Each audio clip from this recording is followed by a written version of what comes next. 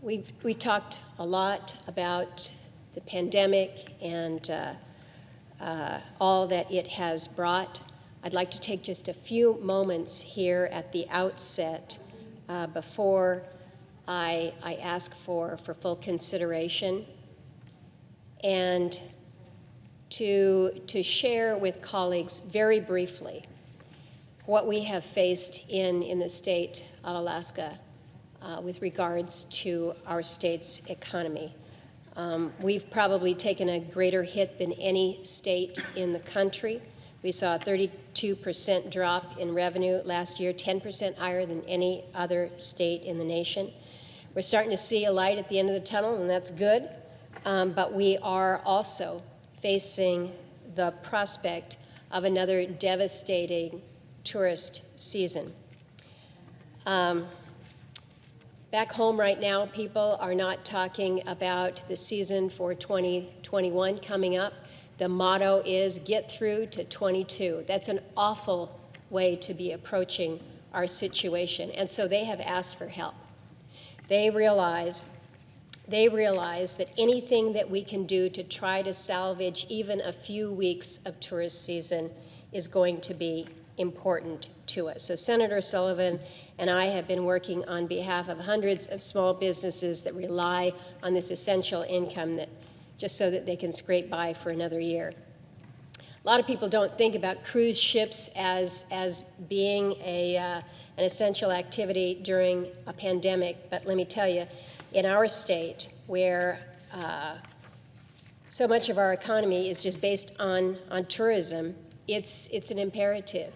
It's jobs, it's livelihoods, and it really is what allows our small communities to keep their doors open. In 2019, before the pandemic was upon us, we were looking at 1.33 million tourists that came to the state of Alaska by way of cruise ship. That's pretty significant. In 2002, there were 48 passengers.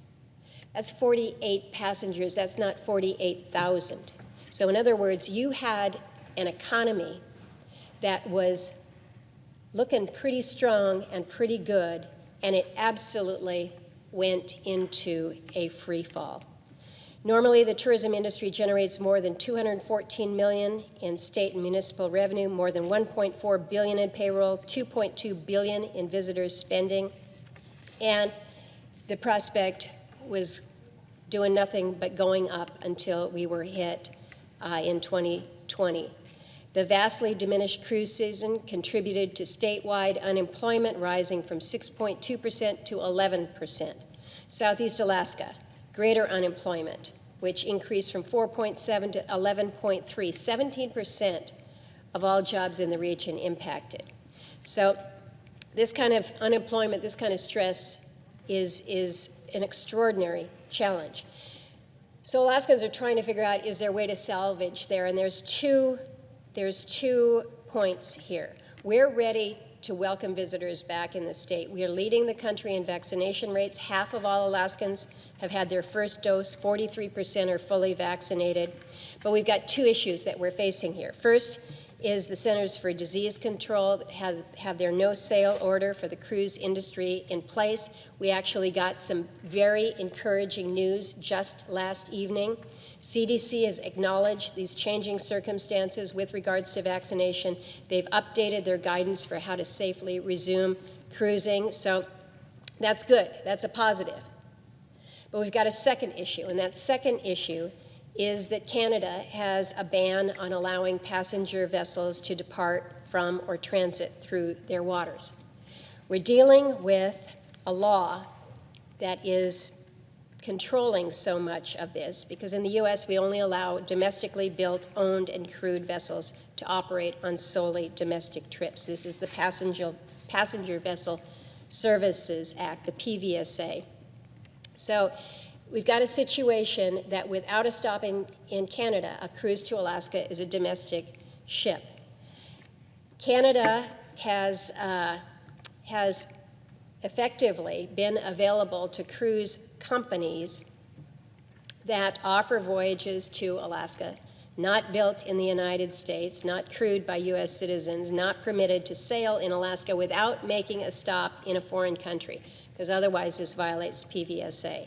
So what we're trying to do, we're trying to work with the Canadians to resolve this issue. It's been tough making headway because Canada is in a different spot when it comes to their vaccine. So we've turned to a legislative fix, a temporary legislative fix. There's a lot of different opinions on PVSA and the Jones Act. I'm not here to debate them today, but what I'm trying to offer along with Senator Sullivan is a temporary fix that'll allow the cruise ships to travel between Washington State and Alaska. Because what we're trying to do here, I'm not trying to save the cruise companies. I'm trying to save communities that are so dependent on these vessels that bring these passengers up.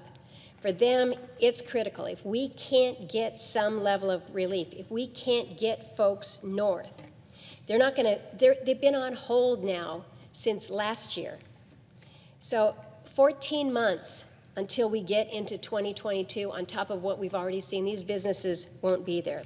So what we're doing is we temporarily deem that a voyage to Alaska from Washington State without a stop in Canada is by law a foreign voyage. So PVSA is not going to hold us back.